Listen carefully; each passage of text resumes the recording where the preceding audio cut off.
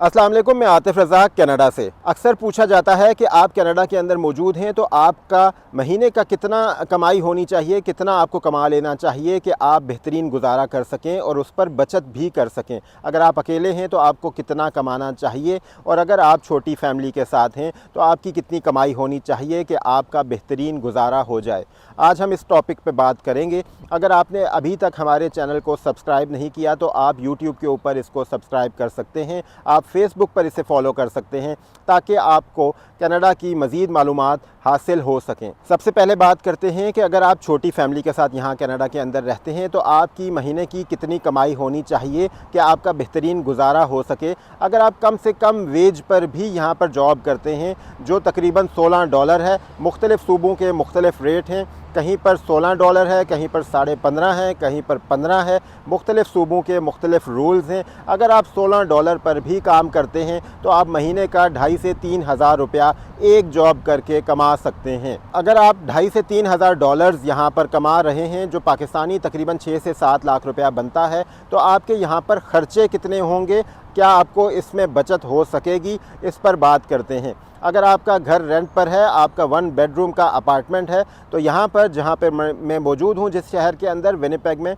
यहाँ पर 1 bedroom apartment का जो रेंट है वो तकरीबन $1,200 से $1,300 है। क्योंकि आपको मालूम है दुनिया भर के अंदर महंगाई हुई है, कनाडा भी इससे अफेक्ट हुआ है। यहाँ पर भी किराए बढ़े हैं, यहाँ पर ग्रॉसरी के रेट्स में इजाफ़ा हुआ है जिसकी वजह से यहाँ पर भी महंगाई ने लोगों को अफेक्ट किया है। अगर आपका 1 बेडरूम का अपार्टमेंट है, $1,200, $1,300, $1,400 यहाँ तक भी रेट जाता है। मुख्तलिफ़ इलाक़ों के मुख्तलिफ़ रेट्स हैं, तो आपका $1,300 फॉर एग्ज़ाम्पल रेंट है, तो इतना रेंट आपका चला जाता है आपके इनकम में से। इसके अलावा आपके मुख्तलिफ़ किस्म की इंश्योरेंसेस हैं। आपने गाड़ी की इंश्योरेंस हर महीने अदा करनी होती है, आपका वो तकरीबन $150 से $200 का वो ख़र्चा हो जाता है। इसके अलावा आपका ग्रॉसरी का ख़र्चा है जो मेजर ख़र्चा है, उसमें भी इजाफ़ा हुआ है, उसके रेट्स में भी इजाफ़ा हुआ है।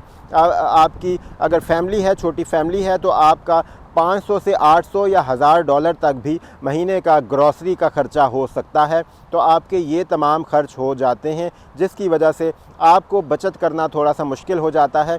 लेकिन साथ साथ मैं ये भी बताता चलूँ कि अगर आप फैमिली के साथ यहाँ पर रहते हैं तो आपको मुख्तलिफ़ किस्म के बेनिफिट्स हुकूमतों की तरफ से मिलते हैं। फ़ेडरल हुकूमत की तरफ से आपको बच्चों का ख़र्च मिलता है, यानी कि अगर आपका बच्चा 18 साल से कम उम्र का है तो आपको हर बच्चे का $500 फ़ी महीना के हिसाब से गवर्नमेंट की तरफ से दिया जाता है। फॉर एग्ज़ाम्पल अगर आपके 2 बच्चे हैं तो आपको $800 से $1,000 तक गवर्नमेंट की तरफ से, हुकूमत की तरफ से आपको दिया जाएगा बच्चों की सपोर्ट के लिए, उनकी नशो-नुमा के लिए, उनकी बेहतर परवरिश के लिए हुकूमत आपको सपोर्ट करती है। बच्चों का तकरीबन $800 से $1,000 आपको दिया जाएगा अगर आपके 2 बच्चे हैं। इसके अलावा आपकी अगर लो इनकम है, आपकी सैलरी कम है, तो आपको रेंट असिस्टेंस के मद में भी कुछ पैसा दिया जाता है। अगर आपका किराया $1,200-$1,300 है और आपकी इनकम भी कम है तो हुकूमत आपको सपोर्ट करती है रेंट के मामलात में भी, यानी कि तकरीबन आधा रेंट जो है वो आपका हुकूमत की तरफ से आ जाएगा, तो आपको वहाँ से भी काफ़ी बचत हो जाती है। अगर आपके बेनिफिट्स ना हो, आपके इनकम हो और आप लो इनकम पर यहाँ पर काम करें तो आपका गुजारा नामुमकिन हो जाता है कनाडा के अंदर। लेकिन ये बेनिफिट्स काफ़ी सपोर्टिव हैं, आपको काफ़ी सपोर्ट देते हैं, काफ़ी हेल्प देते हैं, जिसकी वजह से आपके ख़र्चे पूरे होते हैं और आपको कुछ ना कुछ बचत करने में भी मदद होती है। जैसा कि आपको मालूम है कि कनाडा के पब्लिक स्कूल्स बिल्कुल फ्री हैं, यानी कि यहाँ पर तालीम बिल्कुल फ्री है, आप पर तालीम का कोई बोझ नहीं होता। आपने लंबी चौड़ी स्कूल्स की फ़ीसेस नहीं देनी होती, फ़ीसें नहीं भरनी होती, जिसकी वजह से आपको बहुत ज़्यादा सपोर्ट हो जाती है।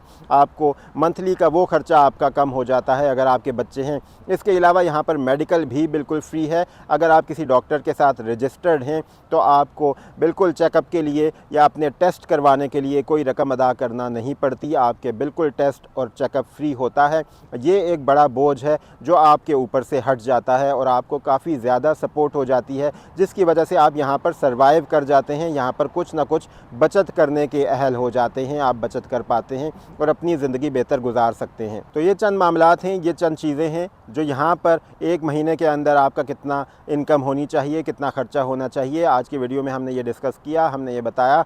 अगर आप कनाडा के अंदर आना चाहते हैं, आपके बच्चे हैं, आपकी फ़ैमिली है, तो आपको हुकूमत की तरफ से भी सपोर्ट मिलती है। आप ख़ुद भी मेहनत करते हैं, अपने आप को पॉलिश करते हैं, अपग्रेड करते हैं और बेहतर की तरफ जाते हैं, तो आपकी ज़िंदगी आसान हो जाती है।